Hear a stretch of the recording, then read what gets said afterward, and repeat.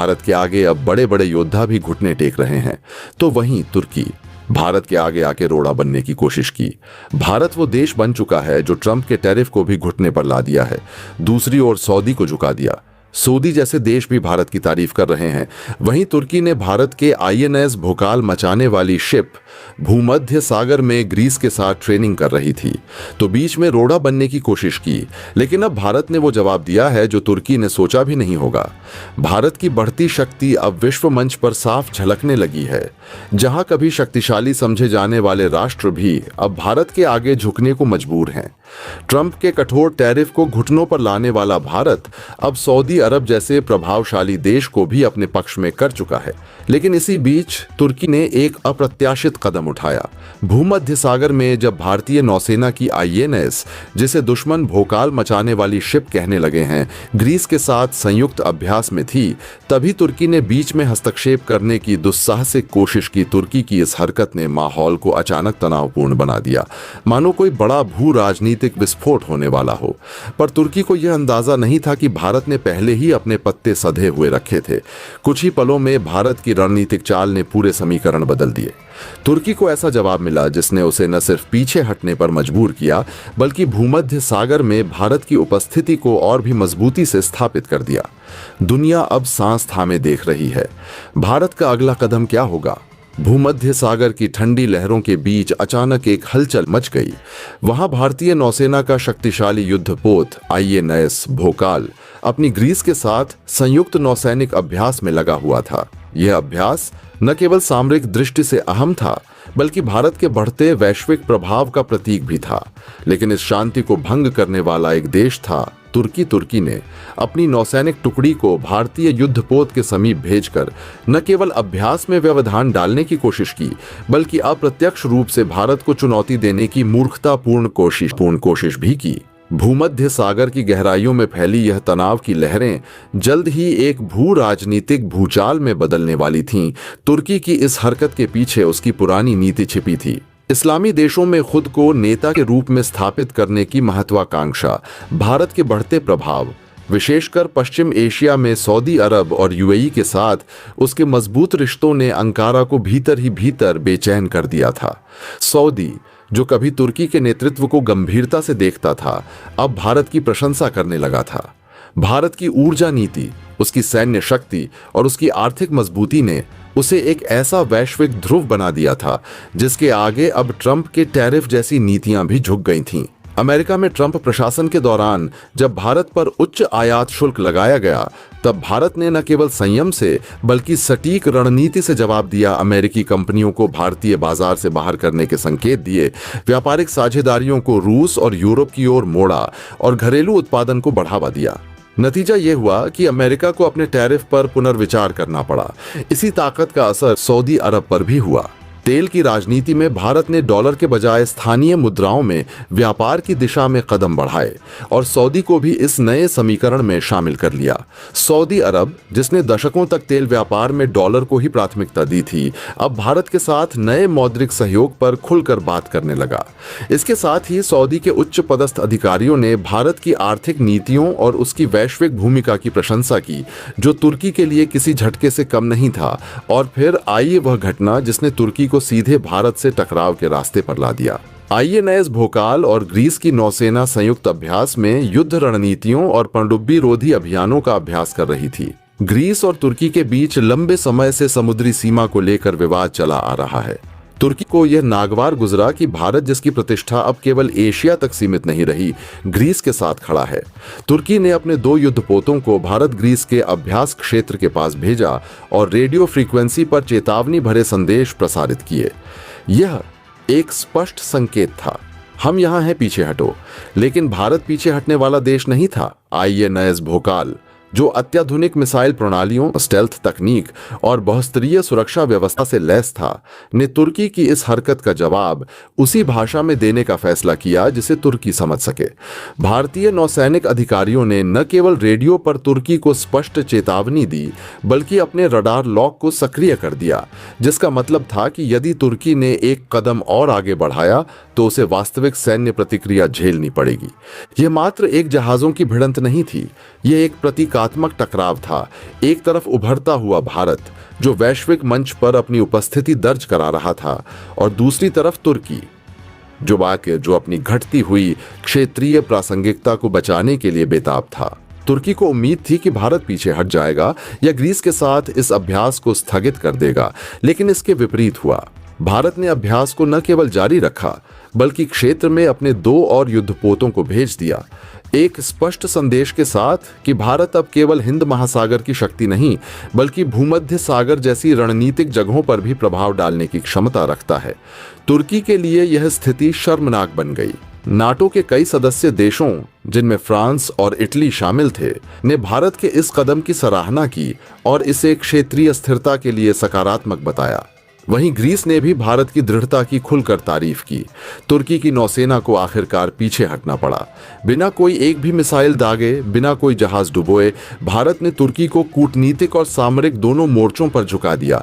इस पूरे घटनाक्रम ने विश्व को यह संकेत दे दिया कि भारत अब वह मुल्क नहीं रहा जिसे दबाया जा सके।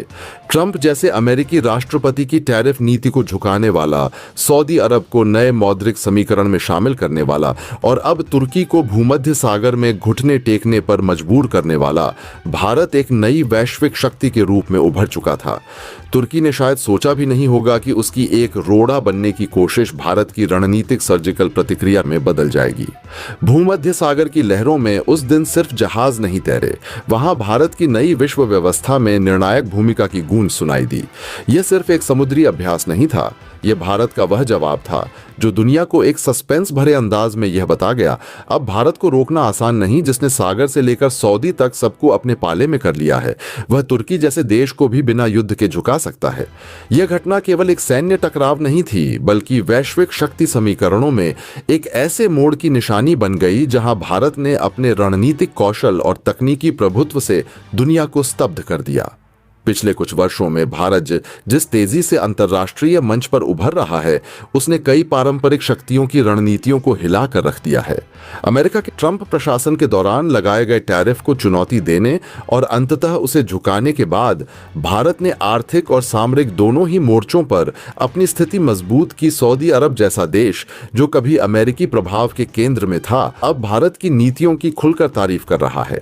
लेकिन इस बढ़ते भारतीय प्रभाव से सबसे अधिक बेचैनी तुर्की को महसूस हो रही है। एक ऐसा देश जो पिछले कुछ समय से मध्य पूर्व और यूरोप के बीच खुद को एक क्षेत्रीय शक्ति के रूप में स्थापित करने की कोशिश कर रहा है। यही कारण था कि जब भारतीय नौसेना का अत्याधुनिक युद्धपोत INS, जिसका नाम सुरक्षा कारणों से गोपनीय रखा गया, भूमध्य सागर में ग्रीस के साथ संयुक्त सैन्य अभ्यास कर रहा था, तब तुर्की ने अचानक बीच में आकर एक अप्रत्याशित रोड़ा डालने की कोशिश की। तुर्की का मकसद साफ था, भारत को यह संकेत देना कि भूमध्य सागर उसका इलाका है और यहाँ किसी बाहरी ताकत का स्वागत नहीं है। लेकिन तुर्की यह भूल गया कि आज का भारत केवल सीमाओं की रक्षा तक सीमित नहीं है, बल्कि वह दूर दराज के समुद्री इलाकों में भी अपनी रणनीतिक उपस्थिति दर्ज कराने में सक्षम है। जब तुर्की के नौसैनिक जहाजों ने भारतीय युद्धपोत के रास्ते में बाधा उत्पन्न की, तो भारतीय नौसेना ने सीधे सैन्य कार्रवाई न करते हुए एक ऐसा कदम उठाया जिसने तुर्की को अंदर तक हिला दिया। भारत ने सटीक साइबर सामरिक ऑपरेशन के जरिए तुर्की की ऊर्जा आपूर्ति नेटवर्क की एक महत्वपूर्ण लाइन को अस्थायी रूप से निष्क्रिय कर दिया। यह कदम न केवल तुर्की के लिए एक चेतावनी था, बल्कि यह दिखाने के लिए भी था कि भारत के पास किसी भी हमले का जवाब पारंपरिक तरीके से देने के अलावा आधुनिक रणनीतियों में भी महारत है। तुर्की के राष्ट्रपति रिसेप तैयप एर्दोआन, जो पहले से ही भारत की बढ़ती वैश्विक भूमिका से खिन्न थे, ने इस घटना के बाद बेहद आक्रामक बयान दिया। उन्होंने चेतावनी दी कि अगर भारत भूमध्य सागर में दोबारा अपनी नौसैनिक ताकत दिखाने की कोशिश करेगा, तो तुर्की अपने सबसे ताकतवर ड्रोन बैरक्तार TB2 से भारत को सीधा निशाना बनाएगा। यह वही ड्रोन है जिसने रूस यूक्रेन युद्ध के शुरुआती चरणों में यूक्रेन की मदद कर रूस के कई टैंकों और ठिकानों को तबाह किया था। यही ड्रोन अजरबैजान को देकर आर्मेनिया के खिलाफ इस्तेमाल कर तुर्की ने ड्रोन युद्ध में अपनी अलग पहचान बनाई थी। लेकिन तुर्की को इस बार समझ नहीं आया कि उसका यह ड्रोन खतरा भारत के लिए 2025 में वैसा नहीं है जैसा 2020 में किसी अन्य देश के लिए था। भारत ने धैर्य रखा, लेकिन उस धैर्य की एक सीमा थी।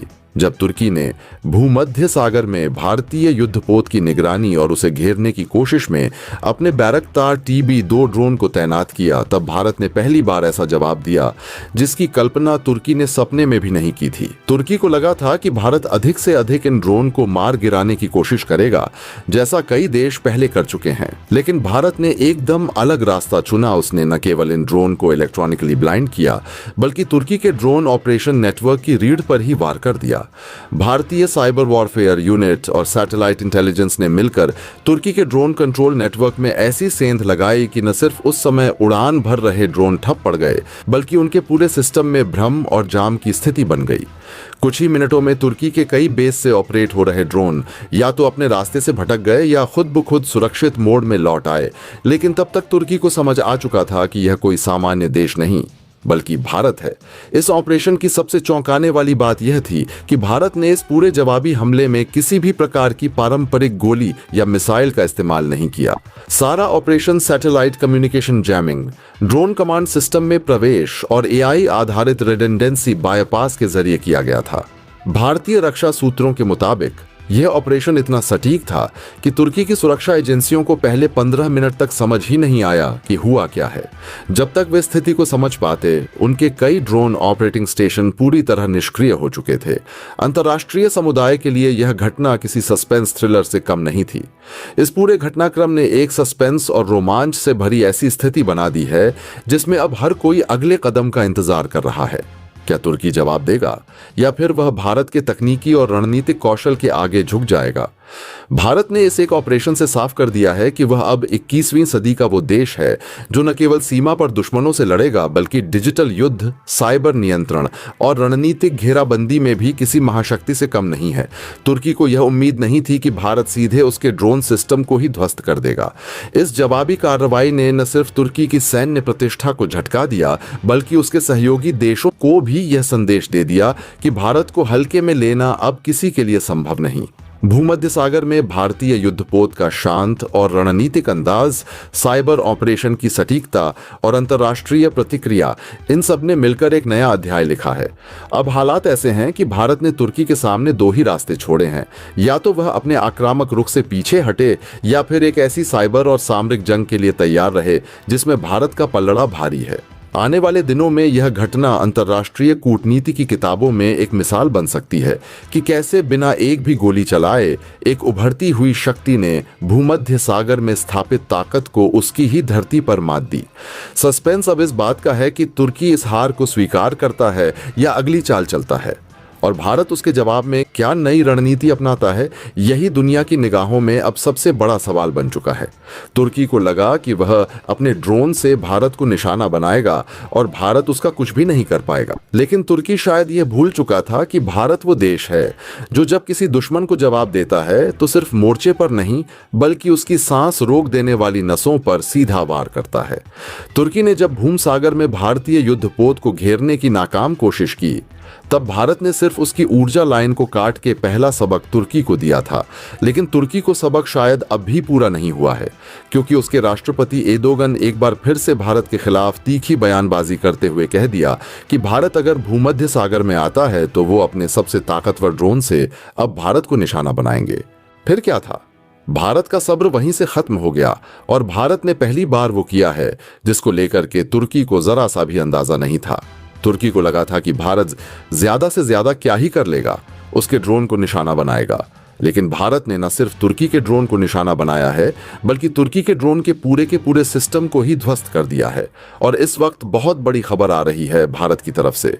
यह अब तक का सबसे बड़ा एक्शन कहा जा रहा। बता दें कि तुर्की का सबसे ताकतवर ड्रोन बैरक्तार TB2 को तुर्की ने भारत के ऊपर इस्तेमाल करने की कोशिश की।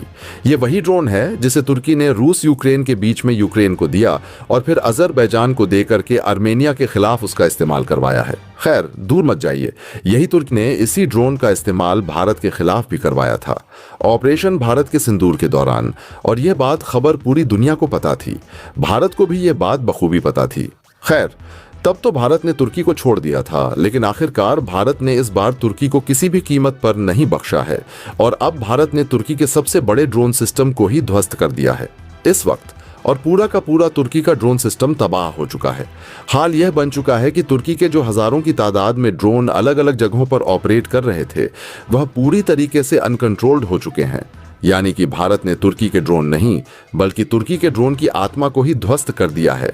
और इसके चलते अब तुर्की पूरी तरीके से बौखला चुका है। तुर्की ने भारत का एक बार फिर से बहुत बड़ा अल्टीमेटम, और यूं कह लीजिए इस बार अल्टीमेटम नहीं बल्कि तुर्की धमकी देने पर उतारू हो चुका है। यानी फिर से वही घटिया एक हरकत, बार बार मुंह की खाने वाला तुर्की बार फिर से मुंह की खाने के लिए खड़ा हुआ। तो भारत ने वही किया जो उसे जरूरत इस वक्त मौजूद महसूस हो रही थी। बता दें कि तुर्की ड्रोन्स के मामले में सबसे अपने आप को ताकतवर मान रहा था। वो यह मान रहा था कि उसके बेरफ्तार TB2 ड्रोन को कोई साझी नहीं है, यानी कि उसको कोई भी नकार नहीं सकता है और ना ही इसका कोई अल्टरनेट है। लेकिन तुर्की शायद भूल चुका था कि वह किसके सामने खड़ा है। वो भारत के सामने खड़ा है, जो न सिर्फ टेक्नोलॉजी में आगे है बल्कि सामने वाले की पहले सबसे बड़ी ताकत को ही वह खत्म कर देता है। और भारत ने वही किया है। भारत ने न सिर्फ यूनाइटेड नेशन में अपने सबसे बड़े शक्ति का प्रदर्शन किया है, जो कि भारत की कूटनीतिक क्षमता है, और भारत ने दूसरी तरफ सिर्फ भूमध्य सागर में ही तुर्की को इस कदर से झुका दिया है, जिससे भारत ने बता दिया है कि असल में आज अब भारत की सामरिक क्षमता भी कुछ कम नहीं है। और इस वक्त भारत दोनों मोर्चों पर पूरी तरीके से तुर्की को तबाह करने पर तुला हुआ है। और भारत ने कुछ कदम उठाए हैं जिसके चलते तुर्की हिल चुका है। जो तुर्की इजराइल तक को मात दे देता था, वह तुर्की भारत के आगे सरेंडर करने पर मजबूर हो चुका है। दोस्तों, आपकी क्या राय है? कमेंट बॉक्स में जरूर से बताएं और साथ ही चैनल को सब्सक्राइब करना ना भूलें। आपके एक सब्सक्राइब से हमारी काफी बड़ी मदद होती है। जय हिंद।